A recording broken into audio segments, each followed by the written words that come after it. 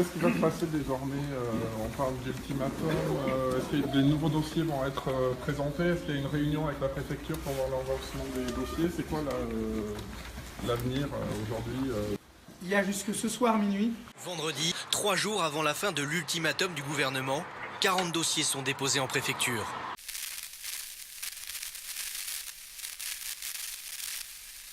Il y a des gens aujourd'hui qui ne veulent plus qu'on appelle Notre-Dame-des-Landes la ZAD. L'histoire, elle s'est écrite, elle a eu un virage.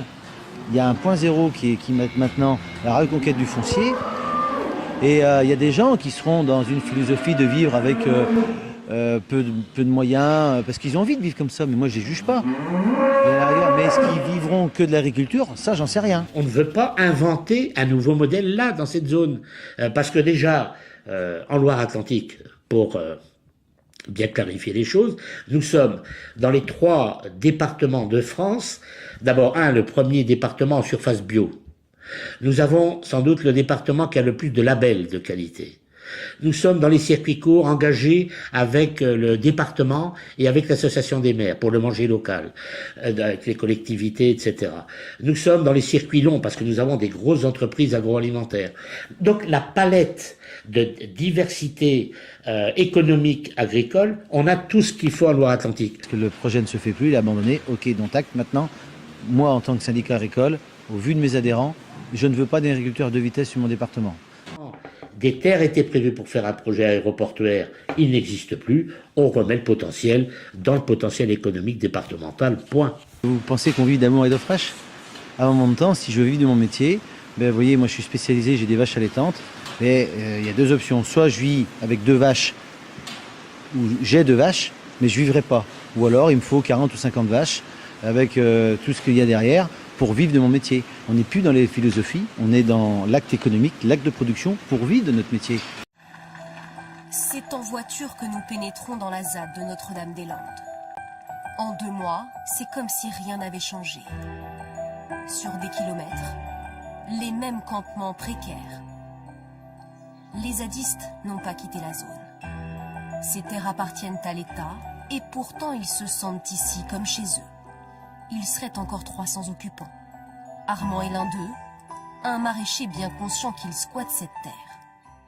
On l'a occupé contre un projet d'aéroport qui a été abandonné et reconnu inutile. Du coup, on l'occupe illégalement, mais on considère qu'on l'occupe légitimement. Des occupants illégaux qui souhaiteraient aujourd'hui rester. Le jeune homme cultive des légumes ici depuis 7 ans. À 1 semaine de la fin de la trêve hivernale, il redoute l'expulsion promise par la préfecture. Moi, je sais pas si ça tombera sur ma maison, sur quelqu'un d'autre, sur tout le monde et tout. Du coup, on n'est pas super tranquille. Après, on commence à avoir l'habitude. Depuis des années qu'on est là, tous les ans ou tous les 2 ans, on nous promet qu'on va nous expulser. Du coup, si on arrêtait chaque fois qu'on nous promet de nous expulser, si on arrêtait de faire ce qu'on fait, on ferait jamais rien. Ils sont plusieurs dizaines à avoir créé une activité ici. Éleveurs, boulangers, brasseurs. Pour avoir une chance de rester, ils vont devoir régulariser leur situation. Certains ont déjà refusé, d'autres sont plus mesurés. Dans cet atelier, il y a Pierre, 37 ans, forgeron. Il a investi cette ferme avec ses camarades. Il se dit ouvert au dialogue. Vous êtes prêt à payer un loyer pour exploiter ces terres? Ouais, filer un peu de blé pour dire que légalement, c'est nous qui sommes là, c'est pas le problème. Le problème, c'est de savoir dans quelles conditions on le fait. Si c'est un mouvement collectif qui gère l'ensemble des activités ici, l'ensemble des loyers, alors on peut s'organiser. Mais il n'y a personne ici qui a envie de payer soi-même un loyer à l'État et de faire bande à part de ce qui est un mouvement collectif. Ça n'a pas de sens. C'est un modèle né de décennies de résistance qu'ils défendent. Ici, ils vivent du troc et comptent bien continuer. Voilà, moi en ce moment j'ai ça. Voilà, mon compte en banque il est là. Donc avec 3,40 €, vous vivez tout un mois? Peut-être 2 semaines, on va dire. En fait, moi quand je fabrique quelque chose, quand je répare une machine, là je dois réparer un morceau de tracteur, je ne demande rien du tout. Par contre, je sais qu'il y aura des pommes de terre, il y aura du sarrasin, il y aura des oignons. Un discours qui passe mal parfois auprès du voisinage. Certains agriculteurs souhaitent une gestion plus traditionnelle de ces terres. Béatrice Lamis est maraîchère. Expropriée à l'époque du projet de l'aéroport, elle veut aujourd'hui récupérer la pleine propriété de ses champs. mais une partie est occupée. Donc là-bas, il y a des zadistes. Voilà. Donc nous, on veut récupérer nos terres. On attend que l'État prenne ses responsabilités. Maintenant, voilà. Je suis un peu sceptique. Pourtant, la préfète qui pilote les négociations l'assure. Il y aura bien une évacuation dans les jours à venir. L'expulsion, c'est toujours délicat, hein, donc on va le faire encore une fois avec discernement, mais on ne peut pas accepter qu'il y ait un territoire hors de la République. On va regarder qui a des projets sur ces terres, au cas par cas. Tout le monde est d'accord pour dire que ça va prendre du temps. Les zadistes se disent vigilants et prêts à réagir massivement en cas d'expulsion. À l'entrée des lieux, le dispositif n'est pas censé éviter l'expulsion, mais au moins la retarder. Dans cette exploitation maraîchère avec projet de conserverie, on pensait vraiment que certains pourraient rester. Mais ce qui se passe depuis ce lundi matin ruine les espoirs. Notre avenir individuel, finalement, c'est pas tant la question. Nous, ce qu'on veut, c'est d'essayer de conserver nos activités, de développer des projets dans le cadre d'une convention d'occupation précaire globale. Plutôt que négocier individuellement, on revendique un projet global où toutes les formes de production, d'élevage ou de culture auraient leur place. Ici, nous dit-on, l'activité est parfaitement déclarée. Alors pourquoi des pourparlers en préfecture si c'est pour tout raser ? Le gouvernement n'a pas tenu sa parole car il y a aussi des lieux qui avaient des projets agricoles qui se sont fait expulser. On se demande si le double, on pense que l'État tient un double discours. Et on n'est absolument pas certain qu'il ne souhaite pas expulser la ZAD dans sa totalité parce qu'il rejette toutes les formes d'expérimentation et d'innovation. La structure d'un hangar a été érigée cette semaine, mais sera-t-elle encore debout la semaine prochaine ? Le site du Larzac ne s'est pas fait en 2 mois, dit-on à la Noé Verte, où l'on rêve d'une autre société. Ils restent unis, et c'est tout. Nous, on a vraiment construit un dossier qui a vocation à affirmer encore une fois qu'on est tous ensemble, qu'on est interdépendants, qu'on veut continuer à mutualiser, à s'entraider et que le projet qu'on défend, avant tout, il repose sur des logiques de solidarité et d'entraide. L'État impose des noms sur des projets. Les zadistes ont donc joué le jeu, sans renier leur attachement à la logique de partage. Dans les 40 formulaires individuels déposés vendredi dernier en préfecture, le mot collectif est partout. Tout est lié, évidemment. Vous voyez bien, il y a une parcelle où, par exemple, moi, je participe à des cultures céréalières. Je m'inscris dans des cycles de rotation. Donc, tous les ans, je ne fais pas mes céréales au même endroit. Donc, je fais mes céréales derrière une longue période d'élevage. Je fais mes céréales avant que des cultures de plein champ de légumes se mettent en place. Donc, les parcelles qu'on utilise, elles sont utilisées par tout un tas de projets différents et que ce n'est pas possible pour nous d'envisager des projets individuels séparés les uns des autres. Jean-Baptiste, 39 ans, est maraîcher. Sur 1,5 hectare, il cultive une quarantaine de légumes qu'il propose sur les marchés de la Pâquelée et du quartier d'Oulon à Nantes. Il ne touche aucune subvention, mais il cotise à la MSA. Il participe aussi, bien sûr, à des chantiers agricoles collectifs sur la ZAD. Je suis une partie d'un tout. C'est-à-dire quand il s'agit de penser des rotations, quand il s'agit d'aller décider de l'entretien des haies, de bien faire attention à la biodiversité, en fait, on s'organise collectivement. D'autres projets seront présentés avant ce soir minuit. En attendant, tous ici doutent de la légitimité de la présence de la Chambre d'agriculture et des syndicats agricoles majoritaires dans le comité de pilotage. C'est une bataille pour la terre qui se joue ici. Il y a 3 ans, Willem a installé sur la ZAD ses 43 vaches laitières. Nourries à l'herbe uniquement, il les fait paître sur 36 hectares, mais ces parcelles exploitées sans titre, il risque de les perdre. On a appris que nos dossiers, Jean-Baptiste, Michael et moi, étaient mis de côté du fait que nous sommes en conflit sur certaines parcelles avec des agriculteurs. Ils ont dit de régler la question à l'amiable, alors que ça va être difficile à régler à l'amiable. L'agriculteur qui exploitait ces terres auparavant a fait savoir qu'il voulait les récupérer. L'État ne souhaite pas arbitrer pour l'instant. Mais pour les historiques de Notre-Dame-des-Landes, pas question que ces parcelles servent à agrandir les exploitations de ceux qui sont partis. Soit les gens ont touché de l'argent, soit ils sont devenus ultra prioritaires face à d'autres.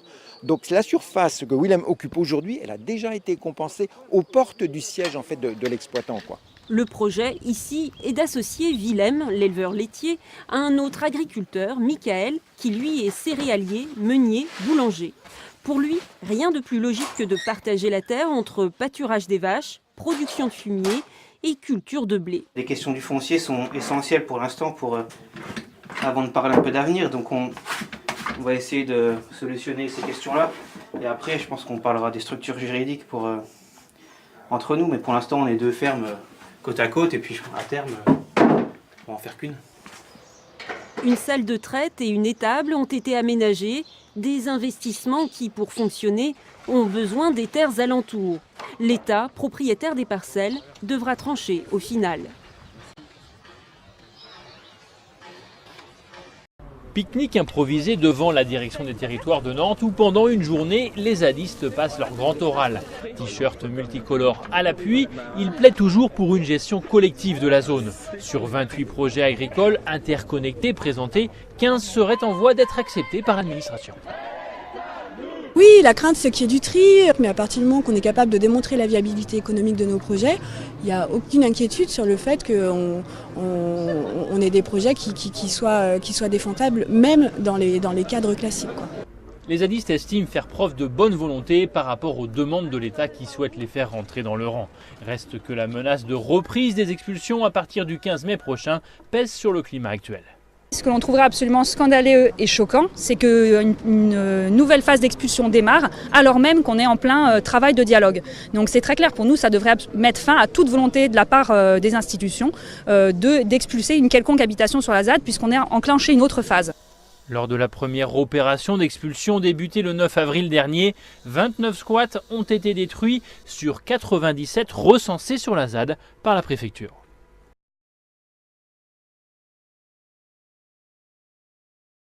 On se sent une dette morale très importante vis-à-vis des 40-60 000 personnes qui sont venues manifester ici. Et ils ne sont pas venus manifester ici pour que moi je m'agrandisse, ou Sylvain, ou pour que des gens qui ont résisté puissent s'agrandir, etc. Ils sont venus se battre ici pour sauver des terres agricoles, mais aussi pour sauver une zone naturelle, un bocage, une richesse, une diversité environnementale extraordinaire, et absolument pour que ça tienne. Et ils sont aussi venus pour soutenir des expérimentations sociales et tout ça. Faut absolument, ici c'est un joyau, c'est un endroit précieux, il faut absolument mettre ça en priorité en fait sur les pratiques agricoles. Moi je suis agriculteur, je veux dire, mais je le dis, je veux dire, faut que l'agriculture que l'on pratique soit cohérente, au moins cohérente avec le respect de la diversité, c'est incontournable, quoi.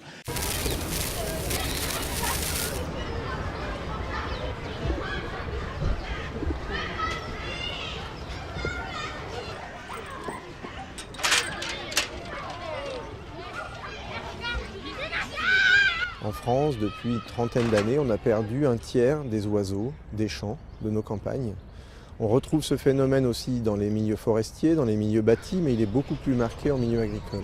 Un tiers d'oiseaux en moins, c'est une moyenne sur les 24 espèces les plus communes qui vivent dans nos campagnes, dans les champs. On arrive à relier ce déclin d'oiseaux des campagnes avec l'intensification de l'agriculture, qui se traduit par plein de phénomènes différents. C'est depuis plusieurs décennies l'augmentation de la taille des parcelles, la disparition des prairies permanentes, l'utilisation de pesticides.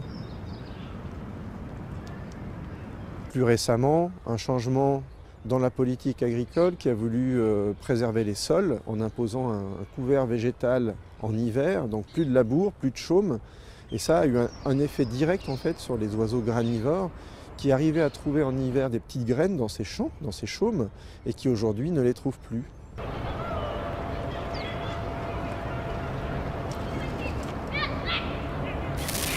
Cette étude a été menée pendant près de 30 ans dans des zones protégées de l'Allemagne. Et son résultat est alarmant. Plus de 75% des insectes volants ont disparu. Sur les causes, les scientifiques n'ont pas de certitude, mais l'utilisation massive des pesticides est pointée du doigt. C'est notre façon d'occuper l'espace, que ce soit en termes d'aménagement ou de traitement, avec des pesticides évidemment, et c'est vrai que les insectes, jusqu'à présent, on les aimait pas trop. Les méthodes agricoles utilisées en Allemagne le sont également en France, en Grande-Bretagne, aux États-Unis et dans toutes les parties du monde qui pratiquent l'agriculture intensive. C'est pour cela qu'à partir de cette étude localisée à l'Allemagne, on peut par projection dire que c'est l'ensemble des insectes tout autour de la Terre qui sont concernés. Les chercheurs ont aussi démontré que ce déclin des insectes était observé quels que soient les changements météorologiques, l'utilisation des sols ou les caractéristiques de l'habitat.